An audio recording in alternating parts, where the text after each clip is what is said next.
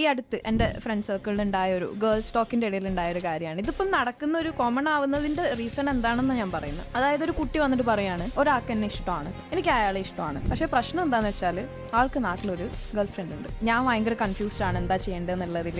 അപ്പൊ ഞാൻ ചോദിച്ചു, ഓക്കെ നിനക്ക് ഇഷ്ടമാണ്, ആൾക്കും ഇഷ്ടമാണ്, ആള് കൺഫ്യൂസ്ഡ് ആണോ? ആൾ ഭയങ്കര കൺഫ്യൂസ്ഡ് ആണ്, എന്താ ചെയ്യേണ്ടതെന്ന് അറിയില്ല എന്നൊക്കെ പറഞ്ഞു. പക്ഷെ ഞങ്ങൾ മുന്നോട്ട് പോകാനാണ് പ്ലാൻ. അപ്പൊ ഞാൻ പറഞ്ഞു, ഓക്കെ അപ്പൊ അവർ ബ്രേക്കപ്പ് ചെയ്യാനുള്ള ചാൻസ് ആണല്ലേ എന്ന് വെച്ചു. ഇല്ല അവർ ബ്രേക്ക് ചെയ്യില്ല, അവര് നല്ല. അപ്പം ഞാൻ സ്റ്റക്കായിരിക്കാം, ബിക്കോസ് ഇതിലിപ്പോ എന്താ മനസ്സിലാക്കി കൊടുക്കേണ്ടതെന്ന് എനിക്ക് മനസ്സിലാവുന്നില്ല.